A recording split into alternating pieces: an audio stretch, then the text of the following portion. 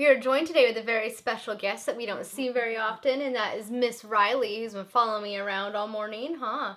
She's been very helpful, she has.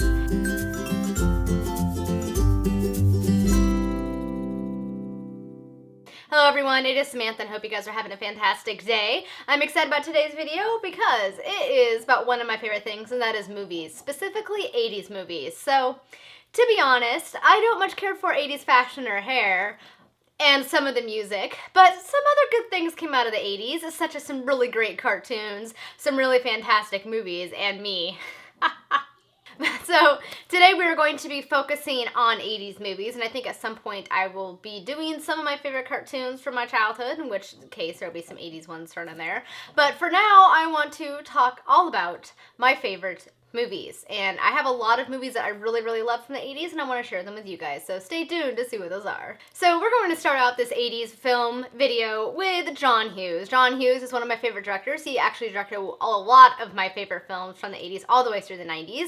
Of course, some of his most famous being the National Lampoon series, though to be perfectly honest, I'm not the biggest fan of National Lampoon. I know, I really am not the biggest Chevy Chase fan, but that's for another video. So among my favorites that are from the 80s, of course, number one being The Breakfast Club, which stars Molly Ringwald, which a lot of his movies starred Molly Ringwald, but it starred Molly Ringwald, Emilio Estevez, Judd Nelson, Ali Sheedy, Anthony Michael Hall. I had a pretty good cast, and of course it follows these young students who are on weekend detention, and that is what it's called, The Breakfast Club, and they come from different walks of life. So you have the jock, the bad boy, the rich girl, the goth, the nerd. They all fall into various categories that you would find in a high school, and it kind of shows their interaction and how they kind of grow as people, and they kind of understand that there is more to people than their labels. It's an excellent film, and fun fact, Molly Ringwald and Judd Nelson, whose characters in the movie hated each other, that actually was real life. They did not get along whatsoever in the film, and a lot of the film was kind of ad-libbed in parts,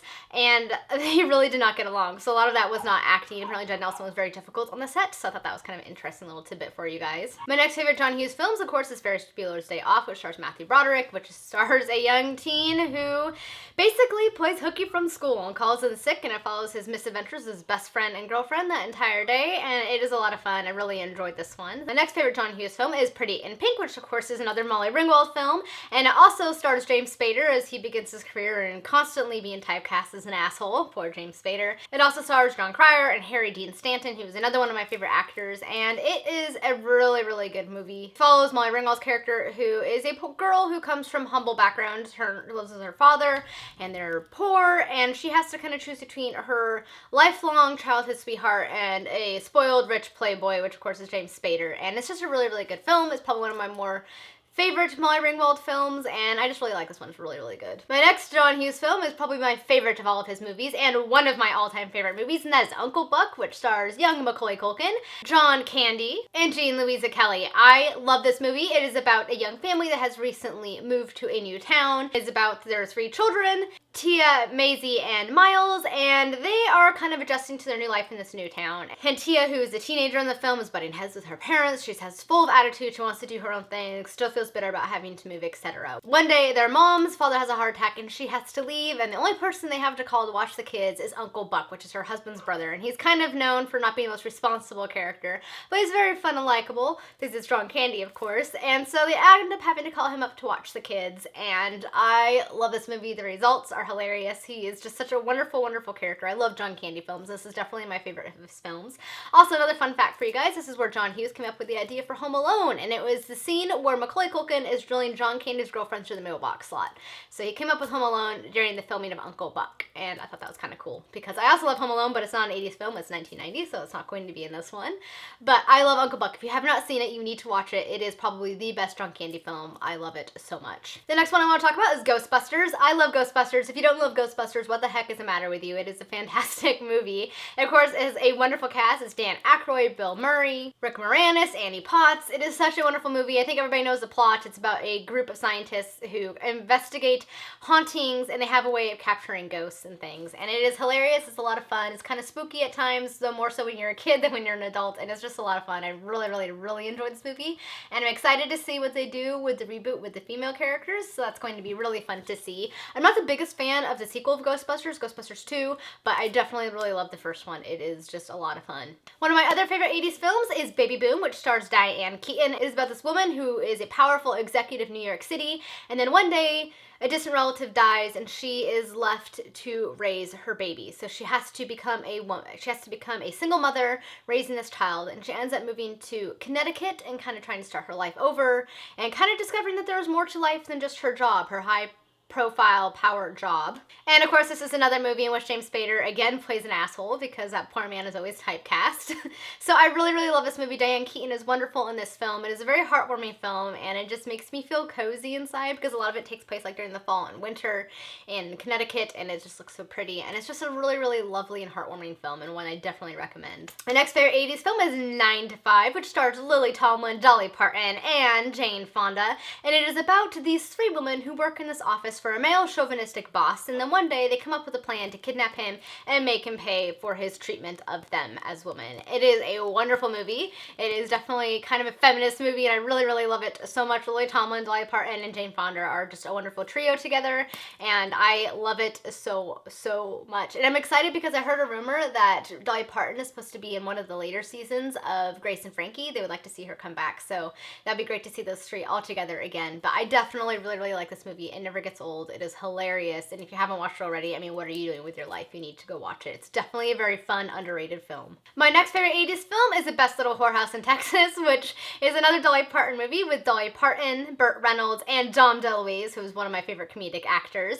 And it is about this little whorehouse in Texas who is being targeted by a TV evangelist as being the house of the devil. The town's sheriff, played by Burt Reynolds, ends up getting involved because he is very fond of Dolly Parton, who runs this house, and hijinks ensue. It has some pretty hilarious dance numbers like Do a Little Sidestep, which is about the governor sidestepping around issues and things, and it is just a hilarious movie. I mean, it sounds like it wouldn't be good, but trust me, it's a really, really funny movie, and I never hear anybody talking about it, but it's pretty dang hilarious. The next one I want to talk about is Overboard from 1987, which stars Goldie Hawn and Kurt Russell, and it is about this spoiled, rotten, rich, mean heiress who eventually one day smacks her head and falls overboard her yacht, and she loses all of her memory. She's later picked up by Kurt Russell's character, who is a carpenter that she has screwed over in the past, and he decides to take her. He's a single father of several boys, and he leads her to believe that she is their mother because she doesn't have any memory, so she thinks that he is telling the truth, and then hijinks kind of ensue, and she ends up learning a lot more about herself as a person and what she really wants from life. It's definitely a fun movie. It's not anything super spectacular, but I really enjoy it, and I find it to be a lot of fun to watch. The next one I want to talk about is Tootsie, which stars Dustin Hoffman, and it follows an actor who cannot get any jobs, but one day he decides to dress up like a woman and see if he can find a job as a woman, and lo and behold, he succeeds. And it kind of follows his progress as he kind of has to navigate faking being a woman and the hijinks and stuff that ensue. It also stars a very young Jessica Lange, who you guys may know from American Horror Story. It's another movie I don't hear a lot of people talking about, but it's definitely, I think, one of Dustin Hoffman's better films, and I just think it's a really fun and great film. I cannot, of course, forget the Goonies. As an Oregonian, how can I forget the Goonies? The story follows two brothers, one of which being Sean Astin and his older brother. They soon discover that they may actually lose their family home, so they decide to set out with their friends to find this lost pirate treasure that's rumored to be left in a cave near their home in order to find the funds to basically save their family home. And a lot more ends up happening. They end up discovering that there's more than just pirate treasure in those caves, and there's more than one person looking for it. And it's a really, really fun film. I think everybody knows it. It's a cult classic, and it's definitely one of my favorites. Which leads me into another cult classic favorite, and that is Indiana Jones and all of the Indiana Jones films, but particularly the third one, because watching Harrison Ford and Sean Connery fight the entire movie and bicker was just absolutely hilarious. But I love the Indiana Jones films. I love how full of adventure they are and full of humor they are, and they are definitely some of my favorites. I'm not the biggest fan of the second one because for some reason that one just, a lot of the characters annoy me in that one, but the first and the second I absolutely adore. And I'm still a little bit bitter about Crystal Skull because I really didn't feel like it did the series any justice, but that's okay. We'll leave that to the side for now, but definitely really like the first and the third films. One of my other all-time favorite films, of course, is Footloose, which stars Kevin Bacon. It is about this town that does not allow dancing of any kind. It's a very conservative and religious town, and they feel like dancing leads to evil things. There, of course, is a reason behind this, which you later learn about in the movie. But it follows Kevin Bacon, who has to come and live with his aunt and uncle in this city after losing his parents, and it basically shows he kind of helps to change people's attitudes, and he kind of comes from a troubled past himself, but dancing is his outlet. And I love this film so much. It is one of my all-time favorite movies. The remake was terrible. I will never watch the remake again. I just hated how much they were trying to make the characters act like the original actors instead of making an updated, a new version. Hated the remake, but I absolutely love the original, and it was just so well done. My next one that I have to mention is also one of my all-time favorite movies and books, and that is The Princess Bride, starring Carrie Yules and Robin Wright. I love this movie and I love the book. Both were written by the same author, William Goldman, and it is so well done. It is full of a lot of swashbuckling and romance and fun, and I had such a crush on Carrie Yules as a kid, both from The Princess Bride and Men in Tights, which is also one of my other favorite movies, but it's not from the 80s, so I can't mention it. The next one I want to mention is The Burbs, which stars Tom Hanks and Bruce Dern, and it is about a young man who lives with his family in the burbs, and then one day these creepy neighbors move in, and he thinks that there's more to them than meets the eye. He thinks they're engaging in some very sketchy activity that may or may not be murdering people. So one day when his wife and kids go on vacation, he recruits his fellow neighbors who also have some suspicions regarding this neighbor, and they investigate to see what they can find out. The movie is hilarious. It is so much fun. It's one of my favorite Tom Hanks films, and I just never get tired of watching this movie. It's just a lot of fun. And another one I don't hear anybody talking about, so it's definitely an underrated film. Alright guys, that is it for today's video on my favorite 1980s films. I may have to do a part 2 to this because I definitely feel like I'm leaving out a lot of my favorites, but the 80s is definitely a good decade for filmmaking, and there's a lot of films that I really love from this time period. You guys will have to let me know what one of your favorite 80s films are, or if you loved any of these, or anything else you want to throw down in the comments, feel free to do so. Thank you guys so much for watching, and until next time, have a good one. Bye!